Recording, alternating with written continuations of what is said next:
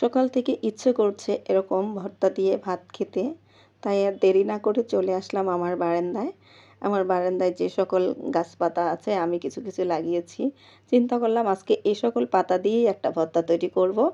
তো আর দেরি না করে আমার বারান্দা থেকেই আমি পাতা সংগ্রহ করলাম।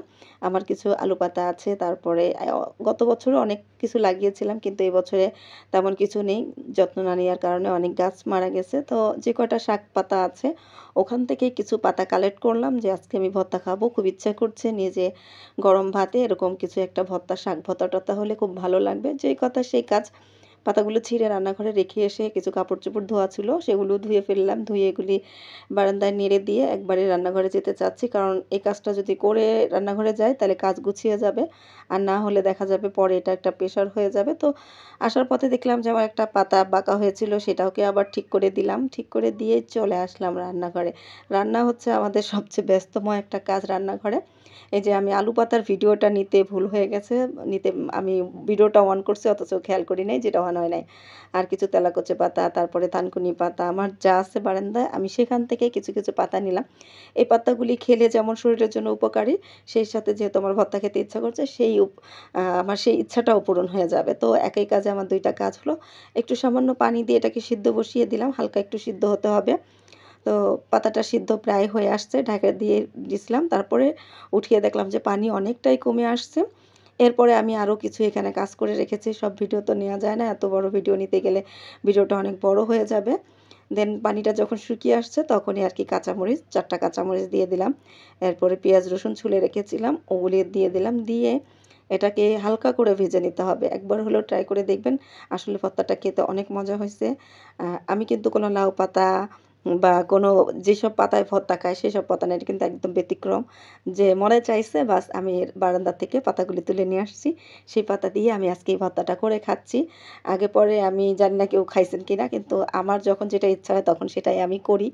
কারোরটা দেখে বা কারোর কিছু মনে করে আমি কখনো কিছু করি না, বা সেটা হবে কিনা জানি না। তারপর করে দেখে খাওয়া গেলে খাবো, না খেতে পারলে ফেলে দেবো, বাস ট্রাই তো করতে পারি। তো এটা আসলে একেবারে অজানা একটা ভর্তা তৈরি করছিলাম। তারপরে খেতে কিন্তু অনেক মজা হয়েছিল, যেহেতু এখানে পেঁয়াজ রসুনটা অনেক পরিমাণ দিয়ে নিয়েছিলাম। তারপর হচ্ছে গিয়ে মূল উপকরণ যেটা, সেটা হচ্ছে আমার ঘরে কিছু ফেও শুটকি ছিল আর একটা চাপা শুটকি ছিল। এই 2টা শুটকিও আমি ভেজে নিলাম, আর 2টা শুকনো মরিচ ভেজে নিয়েছিলাম আগে। বাস তারপরে চলে আসলাম আমার ছোট্ট পাটায়, যে পাটায় আমি ভর্তা করে খাই। বাস পাটাতে আমি আস্তে আস্তে বাটতে হয়, যেহেতু এটা ছোট পাতা, আমি অনেক আস্তে আস্তে এটাকে বেটে তারপরে গুছিয়ে নিতে হয়। তো প্রথমেই শুকনো মরিচটা একটু লবণ দিয়ে ভেজে নিলাম, তারপরে হচ্ছে গিয়ে বাকি উপকরণগুলি আস্তে আস্তে আস্তে আস্তে করে বেটে নেব। তো বাটা প্রায় কাছাকাছি শেষ হয়ে আসলেই হচ্ছে পরে লাস্টের দিকে হচ্ছে শুটকিটা বেটে নেব। এই পাতাগুলি কিন্তু ম্যানেজ করতে আমার খুব কষ্ট হয়েছে, কারণ ছোট পাতা তো অনেক কষ্ট হয় ম্যানেজ করতে।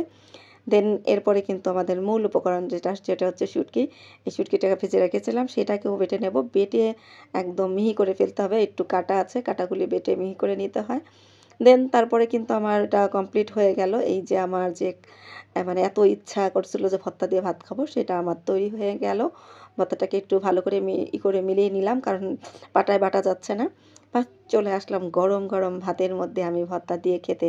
এখানে কোনো কথা হবে না, জাস্ট ন্যাকলা নেব আর খাবো, কারণ খুবই ইচ্ছা করছিল সকালে ভর্তা দিয়ে ভাত খাবো। যেই কথা সেই কাজ, সময় নিলাম না, খুব দ্রুত ভর্তা বানিয়ে আজকে আমি দুপুরে এটা খেয়েছি। অবশ্যই একবার হলেও ট্রাই করে দেখবেন, আপনার হাতের কাছে যেই ধরনের পাতা থাকে সেটা দিয়ে ট্রাই করে দেখবেন, দেখবেন অনেক মজা হবে। এতক্ষণ আমার ভিডিওটা দেখার জন্য অসংখ্য ধন্যবাদ। এখানে বিদায় নিচ্ছি। আল্লাহ হাফেজ।